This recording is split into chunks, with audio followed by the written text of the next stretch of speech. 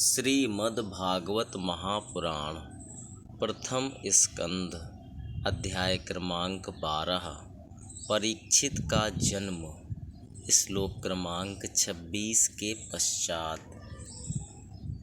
तक्षकादात्मनो मृत्युं द्विजपुत्रोपसर्जितात् प्रपश्यत उपसृत्य मुक्तसंगः पदं हरेः।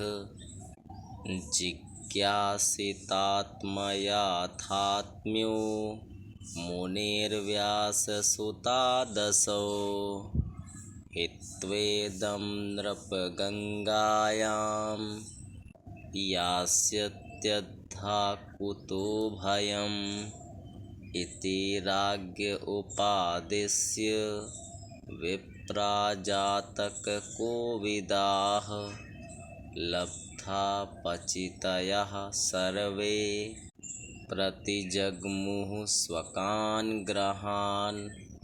स एष लोके विख्यातः परीक्षिदिति यत्प्रभुः गर्भे दृष्टमनुध्यायन् परीक्षेत नरेष्विह। स राजपुत्रो ववृधे आसु शुक्ल इवोडुपः आपूर्यमाणः पितृभिः काष्ठाभिरिव सोऽन्वहम् यक्ष्यमाणो स्वमेधेन ज्ञातिद्रोहजिहासया। राजा लब्धधनो दध्यावन्यत्र करदण्डयोः तदभिप्रेतमालक्ष्य भ्रातरोच्युतचोदिताः धनं प्रहेणमाजहृरुदीच्यां दिशि भूरिशः तेन संभृतसंभारो धर्मपुत्रो युधिष्ठिरः। वाजिमेधैस्त्रिभिर्भीतो यज्ञैः समययध्वरिम् आहूतो भगवान् राज्ञा राजयित्वा द्विजैर्नृपम् उवास कतिचिन्मासान् सुहृदां प्रियकाम्यया। ततो राज्ञाभ्यनुज्ञातः कृष्णया सह बन्धुभिः ययौ द्वारवतीं ब्रह्मन् सार्जुनो यदुभिर्वृतः।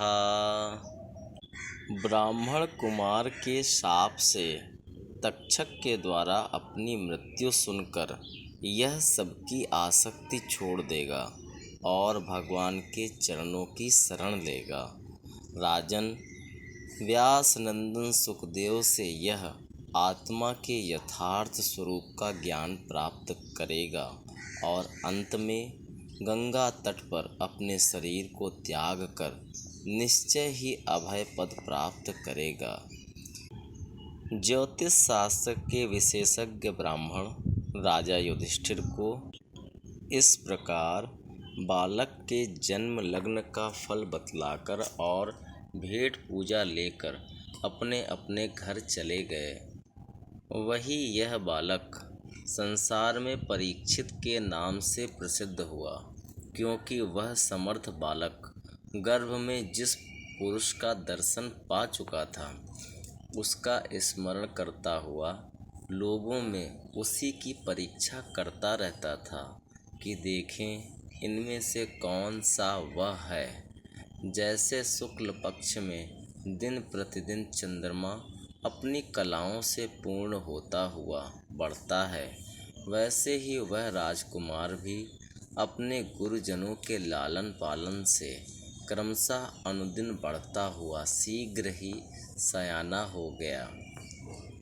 इसी समय स्वजनों के वध का प्रायश्चित करने के लिए राजा युधिष्ठिर ने अश्वमेध यज्ञ के द्वारा भगवान की आराधना करने का विचार किया, परंतु प्रजा से वसूल किए हुए कर और दंड, जुर्माने की रकम के अतिरिक्त और धन न होने के कारण वे बड़ी चिंता में पड़ गए। उनका अभिप्राय समझकर भगवान श्री कृष्ण की प्रेरणा से उनके भाई उत्तर दिशा में राजा मरुत और ब्राह्मणों द्वारा छोड़ा हुआ बहुत सा धन ले आए। उससे यज्ञ की सामग्री एकत्र करके धर्मभीरु महाराज युधिष्ठिर ने 3 अश्वमेध यज्ञों के द्वारा भगवान की पूजा की।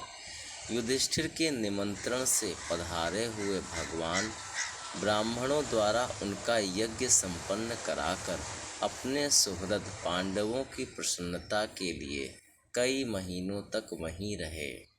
सौनक जी, इसके बाद भाइयों सहित राजा युधिष्ठिर और द्रौपदी से अनुमति लेकर अर्जुन के साथ यदुवंशियों से घिरे हुए भगवान श्री कृष्ण ने द्वारका के लिए प्रस्थान किया। इति श्रीमद्भागवते महापुराणे पारमहंस्यां संहितायां प्रथम स्कंधे नैमिषीयोपाख्याने परीक्षिज्जन्माद्युत्कर्षो नाम 12 अध्यायः।